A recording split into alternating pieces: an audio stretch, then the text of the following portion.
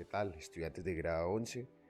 Vamos a continuar con este segundo periodo haciéndole un acercamiento a la sociología propiamente. Debate que iniciamos en el primer periodo con el último tema y que considero que es urgente seguir profundizando.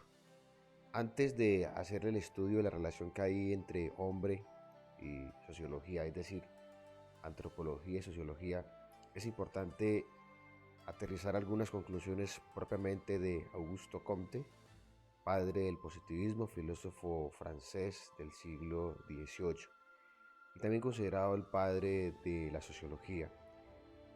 Allí recuerdan muy bien que lo estudiamos y se hizo algunos acercamientos muy previos. Me parece importante concluir algunos de sus aportes para entrar propiamente en materia en la relación que hay entre antropología y sociología.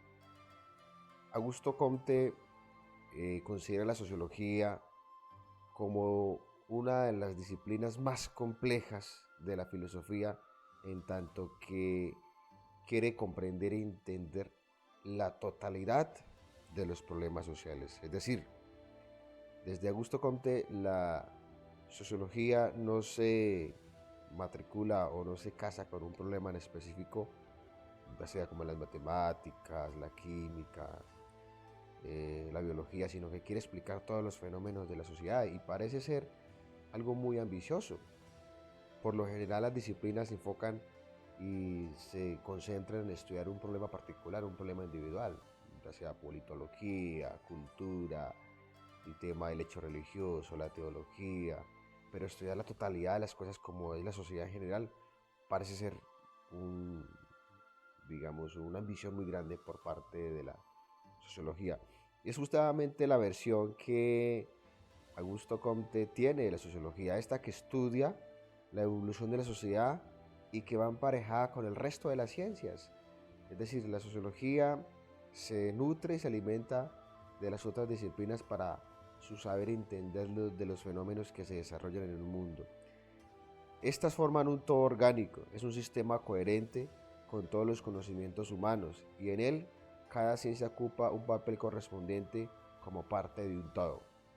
Entonces les comentaba hace un momento de las ciencias particulares, de la bioética, de la ética, de la política, y todas estas están abrigadas, están, digamos, acogidas por la sociología, puesto que los fenómenos no se desarrollan en un individuo o en un sujeto contexto en particular, sino que se están desarrollando y están permeando en muchas situaciones y contextos.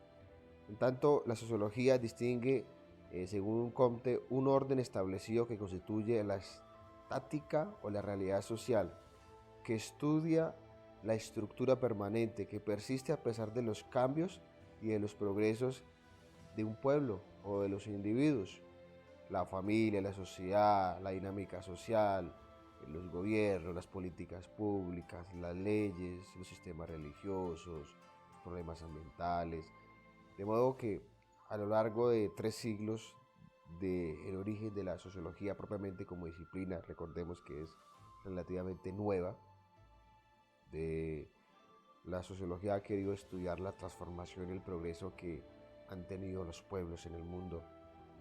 Antes de la sociología, pues fue una función propiamente que lo hizo la filosofía, antes del siglo XVII, para el Renacimiento, para la Edad Media, para la época de la filosofía griega, para las comunidades del Mediterráneo.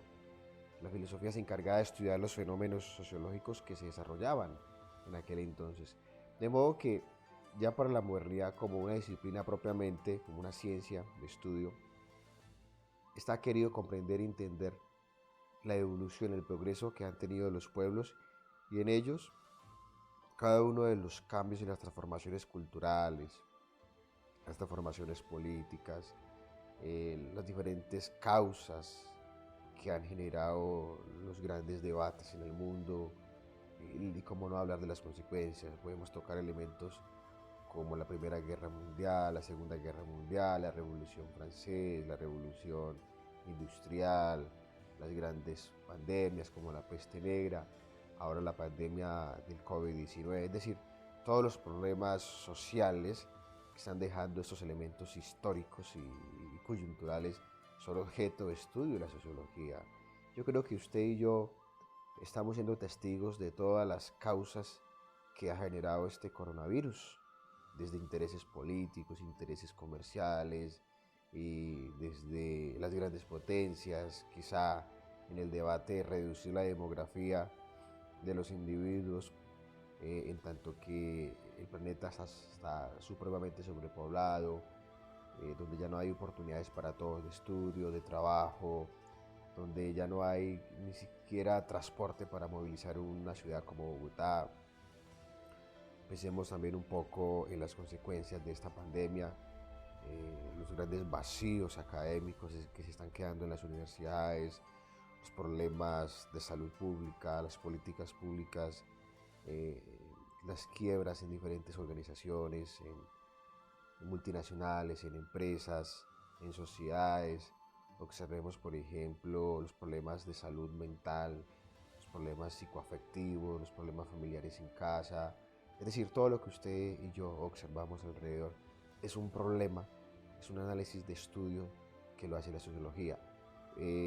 Quizá lo de la pandemia pudiese ser un estudio de la antropología o de la administración pública o de la politología, es más, de la misma ciencia frente a la vacuna o el tratamiento de la misma, pero la sociología quiere abarcar de manera positiva todos esos elementos y dar un análisis, una reflexión estructurada. De modo que Augusto Comte la mira como un todo que quiere abarcar cada uno de los problemas de la estructura social. Es así entonces el criterio de clasificación de las ciencias lo hace en razón de la generalidad y la complejidad, que se hallan en proporción inversa, es decir, a más generalidad, más complejidad, lo que les hablaba. En tanto que si tomamos elementos más generales, como lo es el método deductivo, va a ser mucho más complejo particularizar e individualizar los elementos. Entonces, si estamos estudiando las causas y consecuencias de la pandemia, tenemos que abarcar muchos elementos, ya les hablaba, desde asuntos políticos, comerciales, financieros, académicos, culturales, religiosos, etcétera. De modo que es bastante complejo hacer sociología. Lo mismo ocurre con la simplicidad que va unida a la generalidad, como lo harían otras ciencias. De modo que Augusto Comte eh, parece ser muy ambicioso al promover ese tipo de posibilidades o de suscitar ese tipo de reflexiones en torno al problema de la sociedad. Bueno, teniendo como base el presupuesto de Augusto Comte, vamos a hacer hoy entonces una contextualización propiamente de la relación que hay entre hombre y sociedad.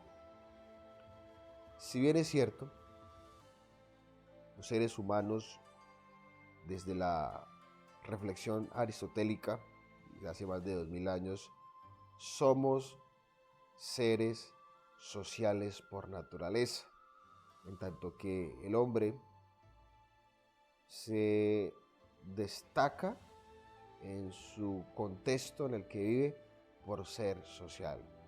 De modo que Aristóteles va a hacer un llamado de atención y es que el hombre se define por ser social. Los medievales dirían que el hombre es un ser religioso, que es un hombre de fe.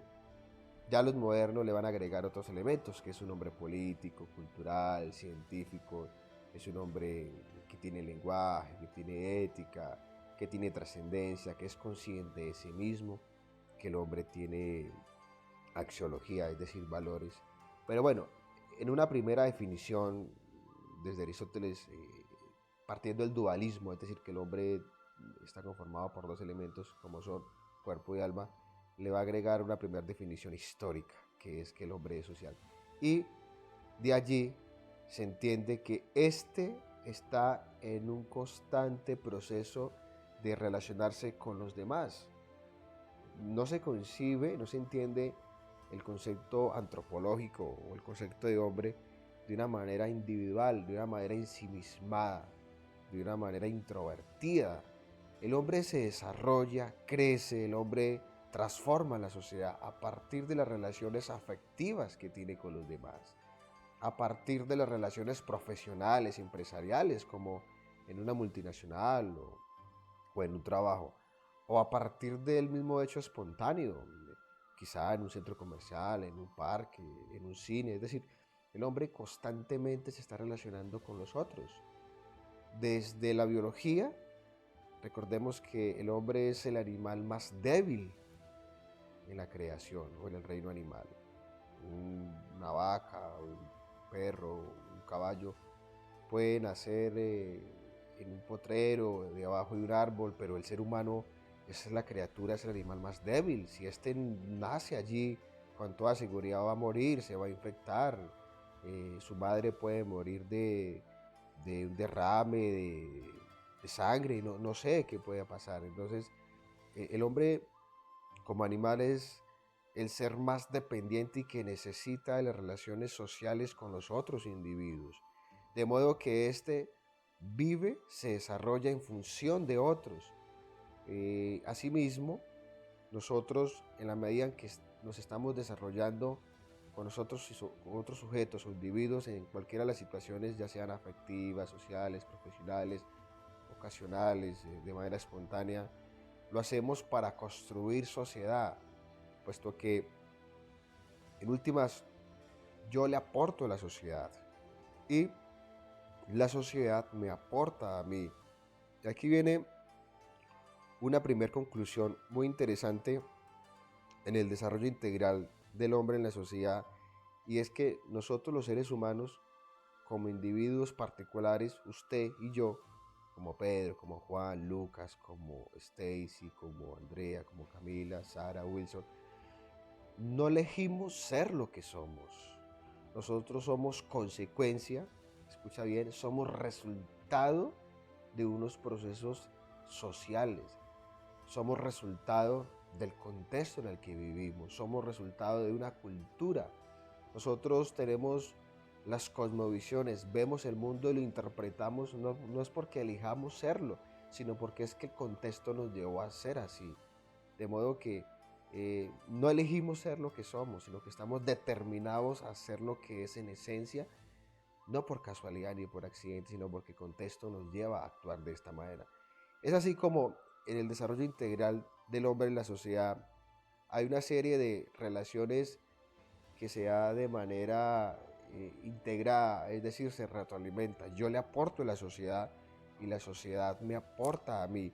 Y allí se gesta una capacidad de habilidades y potencialidades y donde el hombre aprende a decidir, donde el hombre aprende a amar, donde el hombre aprende a pensar, a reflexionar, donde crea sus propios códigos de convivencia, sus leyes, y allí constituye y construye su propio arquetipo o modelo de hombre. Si bien es cierto, las diferentes sociedades y culturas quieren formar un estilo de hombre o un prototipo de hombre. Entonces tenemos el prototipo de hombre judío, el islámico, el escocés y el italiano. Nosotros los latinos también tenemos una serie de prototipos de hombre, como es el costeño, el paisa, el llanero. Entonces eso lo está configurando no la totalidad como la que habla Augusto Comte, sino que son las individualidades, es decir, los contextos sociales propiamente dichos como una cultura. De modo que yo soy resultado de esa cultura, yo soy la proyección de mi entorno. Para el desarrollo integral del desarrollo social es importante rescatar tres elementos: lo biológico, lo psicológico o psicoafectivo y el intelectual. Bueno, empecemos por el primero, el biológico. Es el proceso que desarrolla todo ser vivo. Nace, crece, se reproduce y muere. ¿Listo? ¿Ya? Los seres humanos, bueno, tenemos un desarrollo evolutivo, tenemos un desarrollo a través de una serie de etapas y de procesos mentales y emocionales. Luego, el segundo momento, el desarrollo psicológico, psicoafectivo, psicoemocional o psicosocial.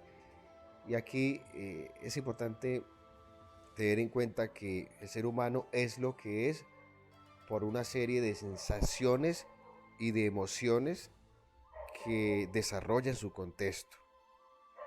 ¿Qué quiere decir esto?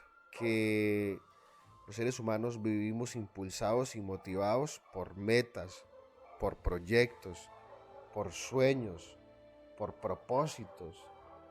Y esos sueños y propósitos y metas y deseos no se desarrollan de manera individual, sino que se están desarrollando a través del aporte de la relación que yo tengo con otro individuo.